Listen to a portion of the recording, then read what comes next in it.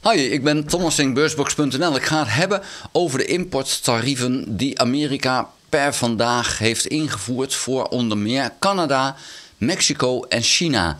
Canada en Mexico krijgen per direct, het is vandaag al ingegaan, een 25% importheffing opgelegd. En China een 10% heffing. Nou is het aardige, Mexico en Canada krijgen die 25%... onder andere omdat er tientallen miljoenen Amerikanen zouden zijn omgekomen door een nieuwe drugs die met grote hoeveelheden binnenkomt. Tientallen miljoenen. Nou is het zo dat over de afgelopen 20 jaar, van 2003 tot 2023, daar zijn de cijfers van bekend, zijn er een kleine 1,8 miljoen Amerikanen omgekomen door drugsgebruik, door een overdosis. Dus waar die tientallen miljoenen van Trump vandaan komen, ik weet het niet. Het is een overdrijving. De journalisten daar hebben er niet op gereageerd. Die hebben het voor zoete koek aangenomen. Rekenen is niet het sterkste punt van de Amerikanen. Maar het is waanzin. Goed, maar de importtarieven zijn er. En dat is ook waanzin. Maar die zijn nu wel een feit. Mexico en Canada, beide 25%. Wat is dan de andere reden dat er de importheffingen zijn? Dat is de handelsonbalans met die landen. Mexico en Canada leveren veel meer aan Amerika dan Amerika aan die landen. Hoe komt dat? Nou, daar zijn twee voornaamste redenen voor. De eerste is de hoeveelheid aan bevolking en hun welvaart. Canada heeft een kleine bevolking, heeft veel producten die Amerika wil, namelijk gas, olie en hout. En die leveren ze dan aan Amerika. Maar omdat er niet zoveel Canadezen zijn ten opzichte van Amerikanen, hebben die veel minder Amerikaans product nodig. Daarbij is het zo dat Amerika een hele hoge schuld heeft en altijd ieder jaar meer geld uitgeeft dan het in feite heeft. Dus de schulden van Amerika nemen toe. Ze leven op de grote voet. En dat betekent dat ze veel meer kunnen kopen dan ze eigenlijk zouden kunnen, omdat ze dan gewoon lenen. Dus die schuld van die handelsonbalans die ligt bij Amerika, niet bij Canada. Nou is dus even het punt, wat kan Canada doen om die handelsonbalans in orde te krijgen? Nou, dat is die spullen niet meer naar Amerika uitvoeren, maar naar andere landen. Het punt is alleen, Amerika vraagt om die spullen. Het is niet dat Canada het pusht, Amerika vraagt erom. Dus als Canada nu zegt, oké, Amerika, dan krijg jij die spullen niet, wij voeren ze wel uit naar China, dan heeft Amerika een probleem. Want waar halen ze dan die producten vandaan? Want ze hebben ze wel nodig. Of Amerika moet zeggen, nou wij gaan met minder leven, maar dan gaat de welvaart omlaag. Dus dat is eventjes het punt. Nou, bij Mexico eigenlijk hetzelfde punt. Daar wordt heel veel gefabriceerd omdat daar de arbeid goedkoper is. Ja, daar kunnen ze dan niks aan doen.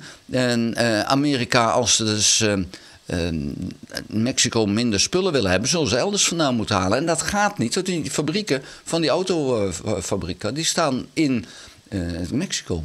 Deze video wordt gesponsord door Maarten Verheijen van Beurs.com. Maarten Verheijen publiceert al 25 jaar de meest gelezen wekelijkse nieuwsbrief voor beleggers in de lage landen. Zijn eigenzinnige analyses worden gelezen door maar liefst 64.000 beleggers. En deze beleggers werden een hele lange tijd geleden al een jaar op voorhand geïnformeerd over de naderende kredietcrisis. Ze kregen in 2013 het advies om bitcoin te kopen en toen deed bitcoin nog maar $100. Ze verdienden 831% aan een belegging in rhodium. Dus als jij die wekelijkse nieuwsbrief ook graag wil ontvangen, ga dan naar beurs.com en schrijf gratis in. Samen met die nieuwsbrief ontvang je ook gratis het e-book Eindspel van ons financiële systeem, het e-book De Slag om de Petrodollar en het pas verschenen rapport De Beste Belegging die je nu kan doen. En ja, nou is er nog een ander punt wat Canada en Mexico kunnen doen. Dat is namelijk ook importheffingen gaan heffen. En dat betekent dat Amerikaanse producten in die landen duurder worden, dus dat er minder gevraagd wordt. En dat is veel makkelijker voor die landen, want die kunnen die producten makkelijk ergens anders halen. Uit China, uit Europa. Dus dat is voor Amerika ook ongunstig.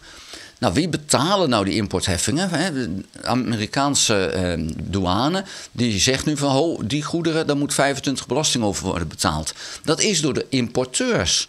De winkel op de hoek heeft een importeur gevraagd, kan jij die spullen voor me bestellen in Canada of Mexico of in China. China is dan 10% heffing. En dan zegt de douane, ja, dat kost je zoveel belasting extra. Dan zegt die importeur, oké, hey winkelier, we hebben een importheffing opgelegd gekregen. Die producten die besteld hebt, prima, maar dan moet dus wel een 25% extra over betaald worden. Ja, zegt die winkelier, dat is prima, ik verhoog mijn prijs in de winkel wel. Dus die Amerikanen, mensen zelf, de inwoners, die gaan dat betalen. En ja, misschien zeggen die dan wel, oh, dan koop ik minder, prima, maar dan gaat je welvaart omlaag. Want ja, dan eet je maar een eitje minder. Of je verbouwt een kleiner huis, dan heb je minder hout nodig. Of je gaat minder auto rijden. En je gaat, nou, op de fiets gaat niet in Amerika, maar goed. Je welvaart gaat omlaag. En Trump heeft beloofd, de welvaart gaat omhoog. Het gaat nog mooier dan ooit.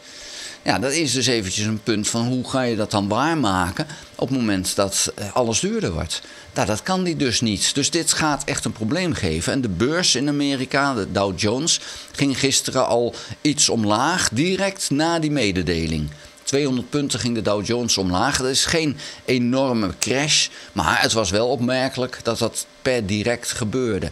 En ja, dit zal een staartje krijgen. Canada, als we even naar Canada kijken, kan het dus niet oplossen. En zal met een tegenmaatregel komen. En in alle gevallen is het negatief voor Amerika. En het geeft in ieder geval meer last voor Canada. Canada kan haar spullen ook wel verkopen. Wij hebben in Europa hebben wij ook hout nodig. Wij hebben ook olie en gas nodig. Alleen, het is natuurlijk veel duurder om dat dan om te krijgen. Hè. Voor Canada was het ook hartstikke lekker. Dat die Amerikanen zitten om de hoek. Dus dat kan je lekker makkelijk daar krijgen tegen een lage prijs. Europa, ja, wij nemen heel veel hout af van Scandinavië, maar ook van Rusland nog altijd. En willen wij dan Canadees hout extra? Nou ja, dat is de vraag. Als het een goede prijs heeft, zullen we dat zeker doen. En dan gaat het hout niet meer naar Amerika. En dan moet Amerika maar zien waar ze hun hout vandaan halen. Dus dit geeft een verstoring in de markt die enorm is. Ook logistiek kan het wel eens een probleem gaan geven, omdat stromen anders gaan lopen als dit doorgezet wordt. De vraag is, ja, hoe snel loopt dit in de soep?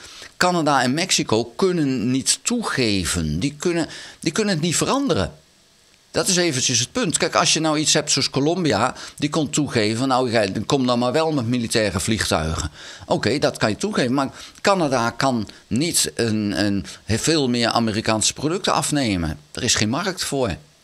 En Canada kan ook niet veel minder naar Amerika sturen, want de Amerikanen blijven die spullen vragen. Dus er is dan geen oplossing. Ja, prima dat je dan een importheffing doet, maar dan maak je het in Amerika duurder. Dus dat is eventjes nu het feit van dit kan niet zomaar opgelost worden door anderen. Amerika zal dit moeten oplossen. Trump zal moeten zeggen van oeps, ik heb me vergist, ik heb het totaal niet begrepen hoe dit werkt. Nou, we kennen Trump nu een beetje. Dat is het laatste wat hij gaat doen. Dus hij zou liever de economie in de soep laten lopen dan dat hij toegeeft dat hij gewoon stom is bezig geweest.